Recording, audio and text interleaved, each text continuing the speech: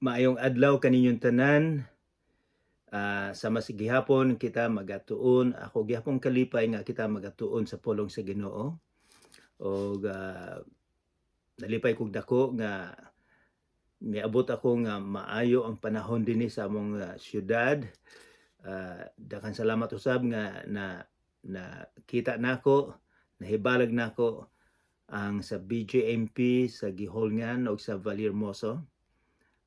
Kung ako karon magtudlo o kitang tanan magtuon na akong makita mo sa akong sa huna-una og daghang salamat. Hinaut pa untang Ginoo magaubang kanato karon. Daghang salamat usab sa mga tawo nga ga-preparar aron nga kita maka Bible study. Daghang salamat usab sa mga wardens nga gitugutan kita. Daghang salamat sa inyong pag-abiba kanako. Warden sa Giholngan, daghang salamat sa imong pagluto. Lami kayo ang imong pag-prepare sa pagkaon. So daghang salamat, dili nako to malimutan ang inyong gihimo. Hinaot pa unta nga pagbalik nako kung gusto sa Ginoo, magpa-tournament kita og ping pong dinha. So sa walay paglangay-langay, atong ihatag ang atong panahon karon sa atong Ginoong Hesukristo. Among amahan nga langit noon, daghang salamat sa among pagtuon karon. Hinaot pa unta nga ikaw magauban kanamo, nga hinaot pa unta nga ikaw mag-abri sa among tagsa-tagsa ka kasing-kasing. Sa ngalan ni Hesukristo nga among manluluwas. Amen. So sa walay paglangay-langay atong mag-review kita kung unsay atong gitun-an. Atong abrihan ang atong Bible sa sinulat ni Marcos. Marcos Kapitulo 5, dinha ta mag-review. Marcos Kapitulo 5. So dito sa Kapitulo 5, giayo ang giyawaan nga girosenhon. So miadto si Jesus, so basahon na to, versikulo 2, og sa paghikawas niya sa sakayan, gisugat siya sa usa ka tawo nga gikan sa mga lubong, kini siya may mahugaw nga espiritu. So dinay misalubong sa atong Ginoong Hesukristo nga giyawaan. Og versikulo 7 atong tanawon, og nagsyagit sa makusog nga tingog nga nag-ingon. Kini ang yawa miingon, ang tawo nga nasudlag yawa miingon siya, unsay imong labot kanako, Hesus, anak sa labing halangdong Dios? Tungod sa Dios, mga muyo ako kanimo, ayaw in taon ako pagsiluta. So, kining tao nga na sudan og yawa, nahibalo siya kinsa kini si Hesukristo. And then mo ato kita sa versikulo 6, sa kapitulo 6, si Jesus gisalikway sa Nazareth. Mibalik siya sa iyang lungsod o dinhi matingala kita kung unsay reaction sa iyang mga taga-lungsod nga nahibalo niya. Basahon ako ang unang mga versikulo. Og si Jesus mipahawa dito og miadto sa iyang kaugalingong lungsod. Og ang iyang mga tinun-an mikuyog kaniya. Versikulo 2, og sa pagka-adlaw sa ipagpapahulay, siya misugod sa pagpanudlo sulod sa sinagoga, og ang daghang nakudungog kaniya nahibulong nga nag-ingon, diin ba niya hibaton kining mga butanga, og unsa bang kaalam kining gikahatag kaniya, og ang mga milagro nga nahimo pinagay sa iyang kamot. Natingala sila. Then miingon pa sila, dili ba siya mauman ang panday, ang anak ni Maria, ug igsoon nila si Santiago, ug ni Jose, ug ni Judas, ug ni Simon, ug dili ba siya ang iyang mga igsoong babae, ani amang uban kanato? So sa kapitulo 6, ang tagalungsod nila wala mo believe. Siya panday lang na siya, di ba anak man na siya ni Maria, mga igsoon niya naa diri. Giunsa man niya pagkuha ang iyang power, ang iyang gahom. And then sa kapitulo 6 usab dito atong nibaw-an na giunsa pagpatay si Juan Bautista. Karaghanan nato nahibalo nga si Juan ang nagbautismo sa atong Ginoong Hesukristo. apan wala ta kahibalo nga siya giputlan og liog. And then chapter 6 dito usab atong mahibaw-an nga gipakaon ang 5,000. Dinay usa ka bata nga nagbaon og isda og pan, o kini gihimo ni Jesus ang milagro nga gipakaon. Mingon diri 5,000, kadaghanan ilang iphon ang mga lalaki lang. So ang mga anak, mga babae, mga asawa dili nila iphon. So posible ni nga mga 15 o 20,000 ka mga tawo ang gipakaon ni Jesus. And then dinausab sa kapitulo 6 atong nakita nga si Jesus naglakaw sa ibabaw sa tubig. Si Jesus milakaw. And then chapter 7 dito atong mahibawon usab ang mga butang nga makapahugaw. Ang relihiyon sa panahon ni Jesucristo, religyoso kaayo sila. Daghan silang seremonyas, bisan pa sa panghunaw, panghugas sa kamot, daghan silang himuon aron mahugasan nila ang ilang lawas, apan nalimtan nila nga si Jesus miingon nga kinahanglan mahugasan ang kasing-kasing, ang sulod sa kasing-kasing, dili ang lawas. O dinhi sa versikulo 8 usab sa chapter 7, dili nato malimtan nga si Jesus iyang giingnan ning mga tawhanan nga mga relihiyoso nga mga Fariseo. Inyong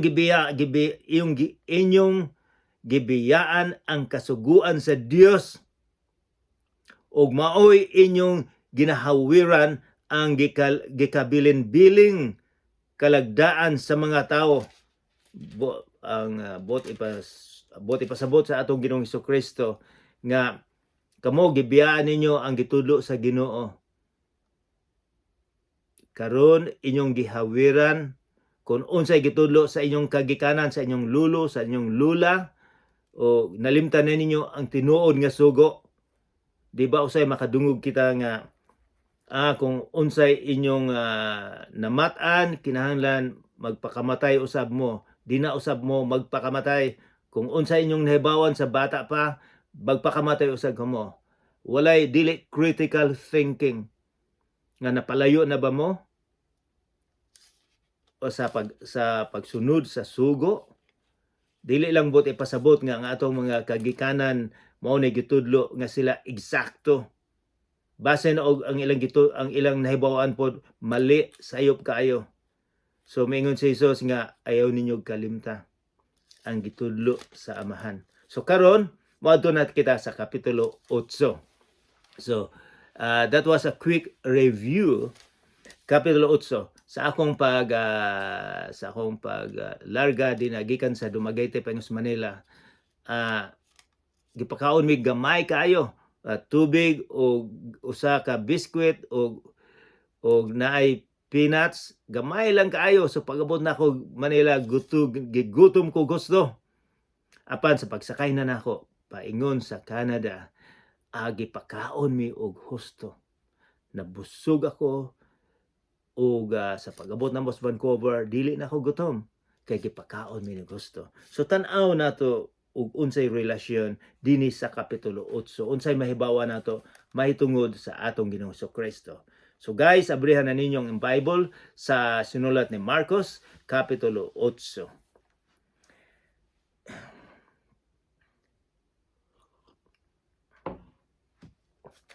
Basahon nato. Ang title niini, gipakaon ang 4,000. Verse 8, chapter 8, verse 1. Og niadtong panahona, sa nanagkatapok na usab ang usa ka dakong panon sa katawhan, og wala sila'y makaon. Gitawag ni Jesus ang iyang mga tinun-an ngadto kaniya, og miingon siya kanila, naluoy ako sa katawhan, kay tulo na karon kaadlaw sa ilang pagpakig-uban kanako, og wala sila'y makaon. So, tulo na diay kaadlaw nga kining mga tawhana naminaw sa atong Ginoong Jesucristo. Kinsa man ni Jesus nga sa iyang pagtudlo tulo ka adlaw maminaw sila, giuhaw sila sa pulong sa Ginoo. Karon sa tulo ka adlaw siguro ang ilang balon nahurot na. So dinhi usab ato nakita ni Jesus nga kini sila gutom na kaayo. Og dinhi adunay usa ka pulong sa versikulo 2 nga importante. Naluoy siya, mingon siya, naluoy ako sa katawhan. Mao ni unang pulong nga si Jesus gyud miingon siya nga naluoy ako. Dinhi atong mahibaw-an ang kinaiya sa Ginoong Amahan nga naa sa kinaiya sa atong Ginoong Jesucristo. Maluluyon ang Amahan nga Ginoo, maluluyon. Iyang gipadala si Jesus dinhi sa kalibutan aron nga magpakamatay sa atong sala. Kay kung wala nagpakamatay si Jesus, kita maimpyerno masunog. So ang Amahan maluluyon, iyang gipadala ang iyang bugtong nga anak. Si Jesus usab adunay kasing-kasing nga maluluyon. Ang iyang kwalidad usab sa Amahan.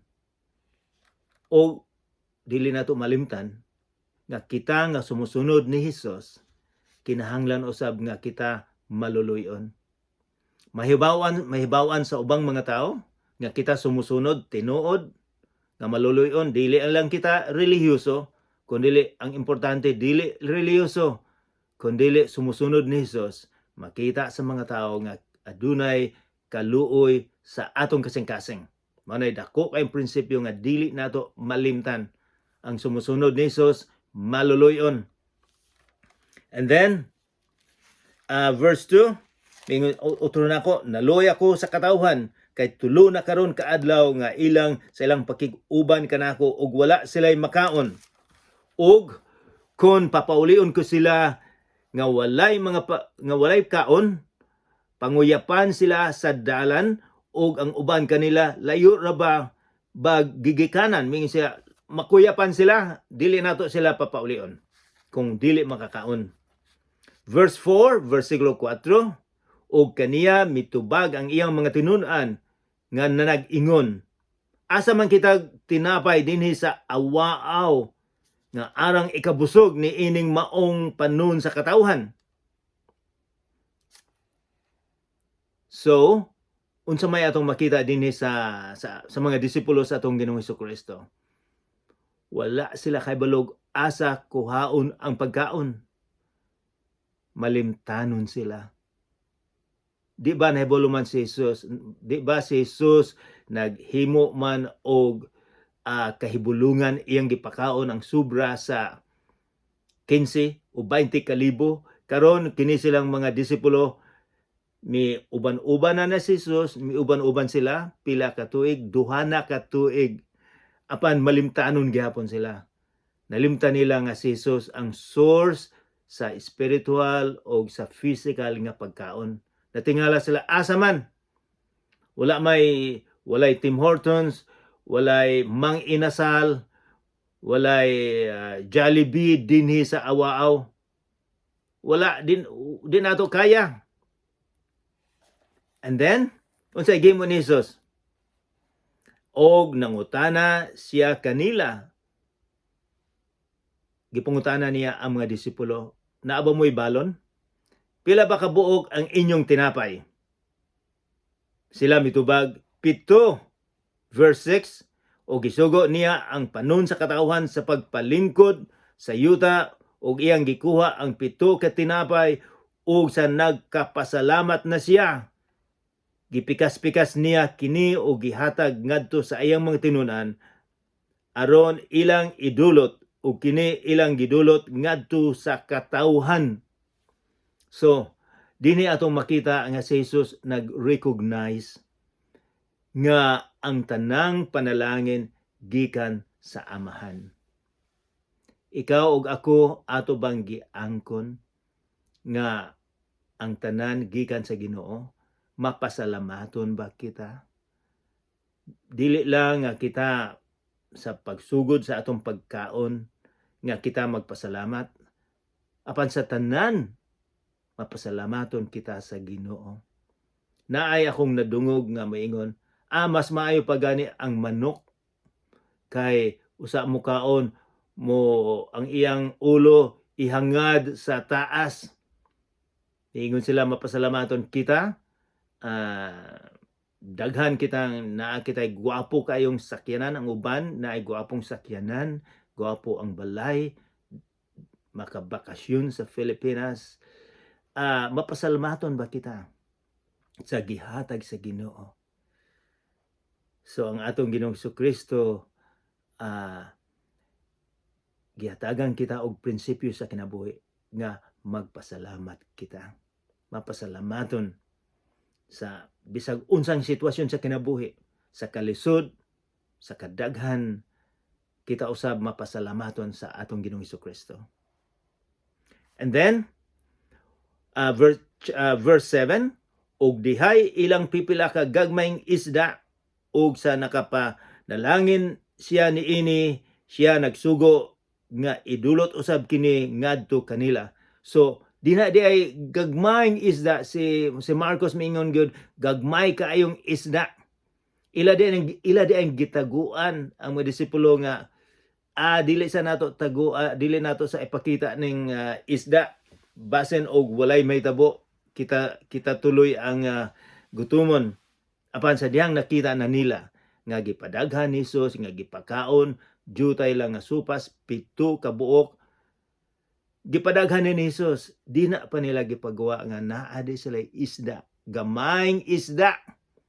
Giklaro gyud ni Marcos nga gamayng isda, dili kinsan, dili bangos kundi gamay nga isda.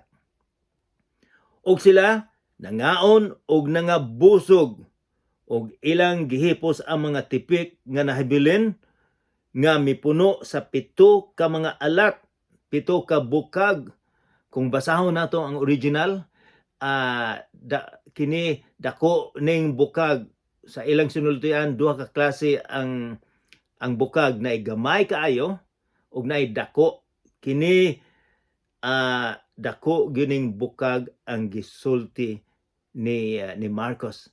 Sa unang milagro nga nagpakaon og 15 o 20 kalibo ka tawo, ang nasobra gagmayng bukag, kini giklaro niya nga dako kaayong bukag gikan sa 7 ka supas o gikan sa gagmay kaayong isda.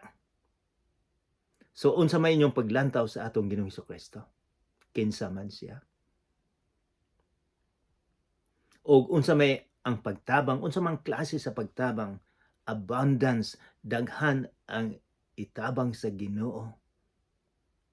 Then verse 8, og may 4,000 ka tawo ang nangaon. So giklaro gyud nga 4,000 ka tawo ang nangaon.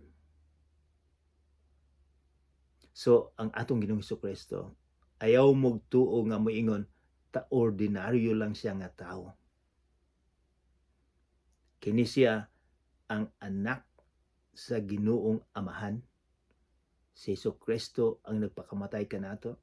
Siya ang Ginoo sa wala pa buhata ang kalibutan, dina na si Jesus.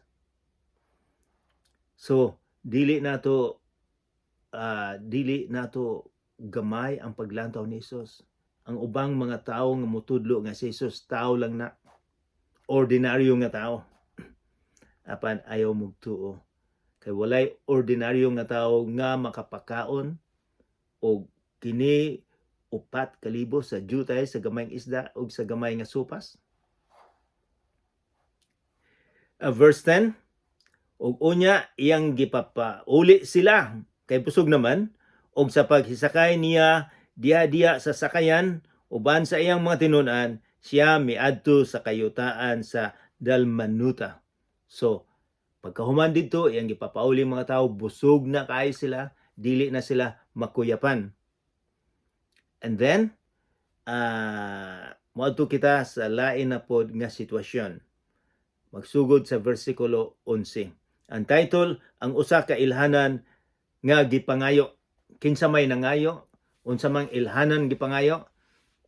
Kinsa man ning mga tawhana? Atong tan-awon, basahon nato ang versikulo 11.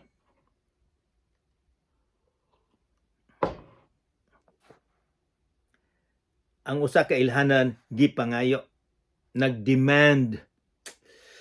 Og unya nangabot ang mga Fariseo og misugod sa pagpakiglantugi bato kaniya og aron sa pagsulay kaniya sa ila siyang gihangyo sa pagpakita kanilag ilhanan gikan sa langit.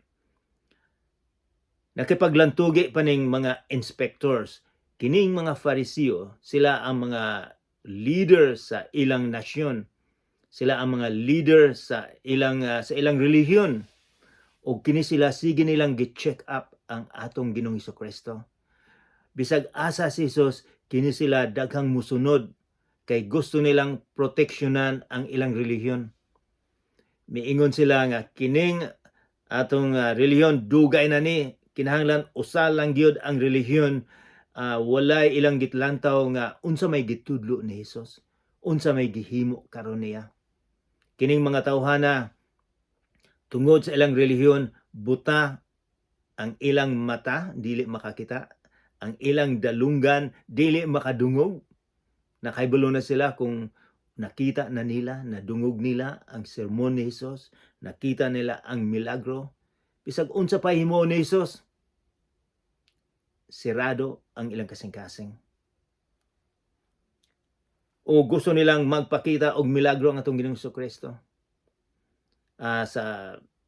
Sa Old Testament, sa karaan nga tugon, dinay usa ka propeta nga nag-contest kung kinsay makapadala og kalayo gikan sa langit.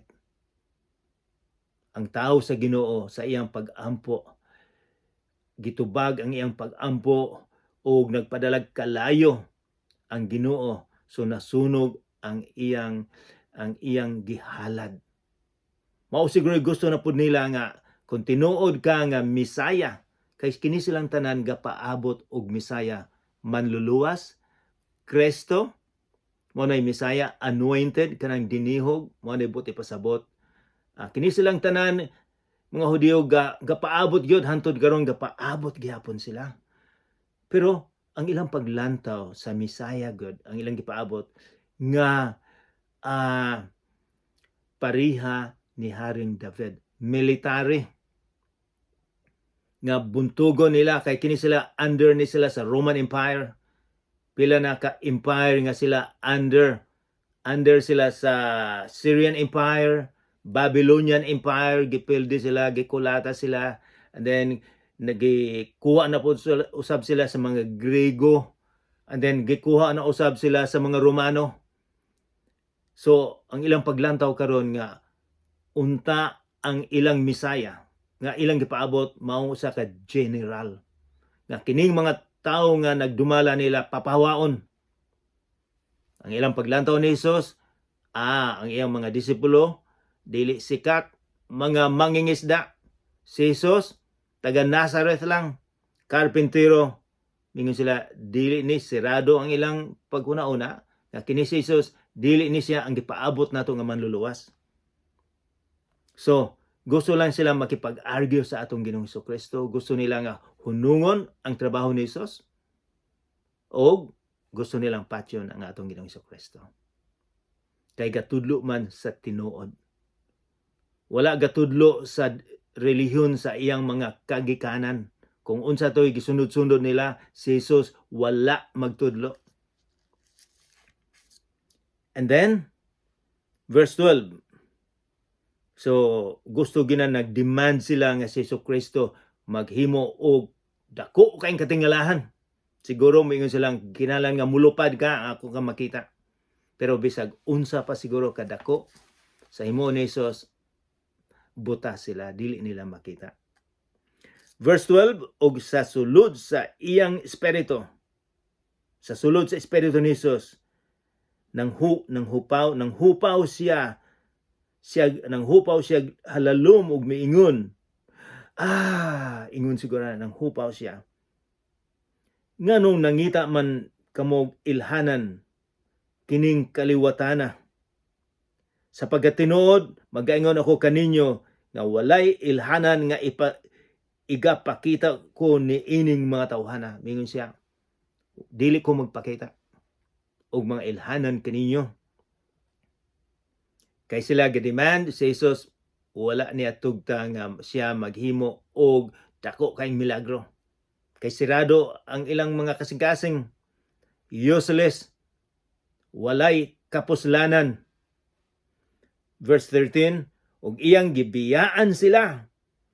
Og sa nahibalik na siya sa pagsakay sa sakayan, siya mitabok ngadto sa pikas nga dalan. Sa pikas nga daplin. So, si Jesus, means say useless, bisag unsa pa akong himuon, unsay gihimo ni Jesus, gibiyaan niya sila. Naay mga tao karon sa kalibutan, naay mga tao sa akong kaidaron nga tigulang na daghang kong nahibawan nga mga tao, bisag unsa pa imong gisulti, sirado sila, dili mutuo. Ang gihimo ni Jesus, gibiyaan sila.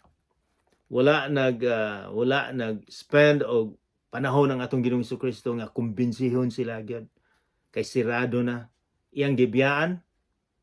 Mingon siguro siya, useless na mo, ang inyong kasing-kasing bato, gibiyaan niya.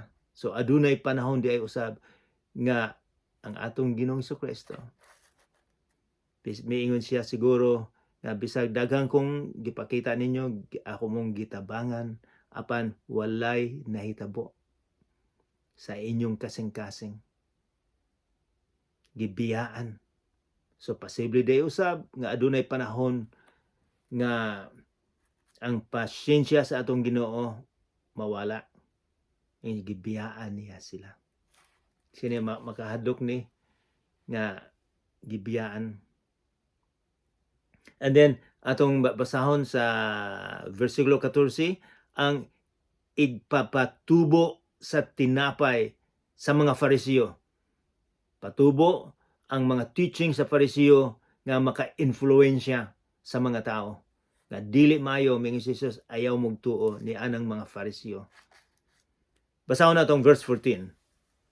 Og ang mga tinun-an nahikalimot sa pagdalag tinapay, og dihay ilang usa lamang kabuok nga tinapay sa sakayan. Og sila gipasidan-an niya sa paingon, bantayi og likayi baya ninyo ang igpapatubo sa mga Fariseo og igpapatubo ni Herodes. So, tingali sa verse 14, verse 14, kini mga disipulo naglalis, nganong wala man mo nagdala og tinapay? Pedro, nganong wala makagadala? Nalimtan nato nga daghang pila ka bukag ang nahabilin. Apan, usa lamang kabuok nga tinapay, so naglali sila. So, usay giingon ni Jesus, ang ilang hunauna, supas lang. Apan si Jesus miingon siya, bantayi og likayi ninyo ang igpapatubo sa Fariseo.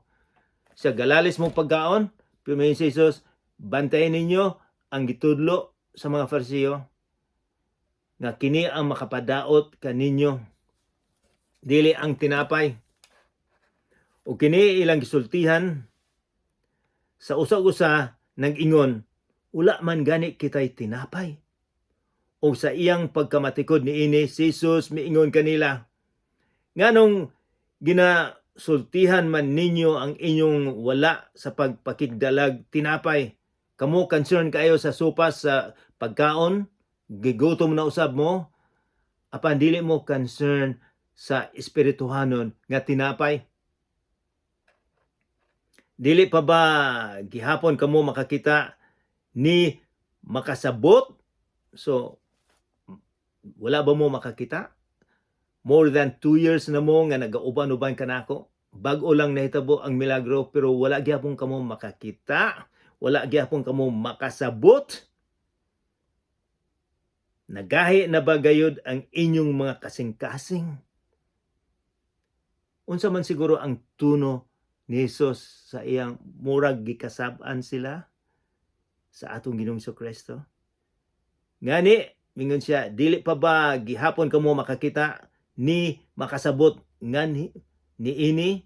Nagahi na ba gayud ang inyong mga kasing-kasing? That is verse 17, verse 18.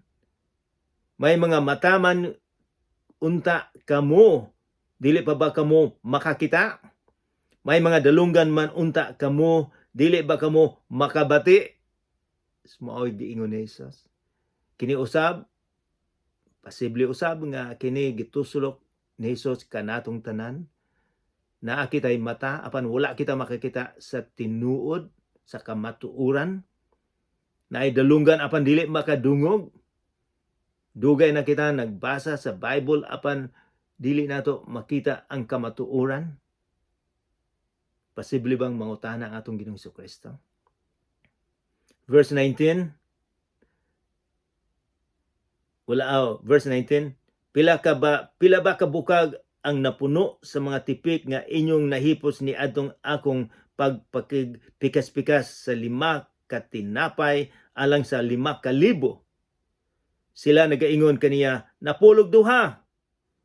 Og siya miingon, og pila man kaalat ang napuno sa mga tipik nga inyong nahipos gikan sa 7 ka tinapay alang sa 4,000. Sila miingon kaniya, 7. Og siya miingon kanila, dili pa ba gihapon kamo makasabot?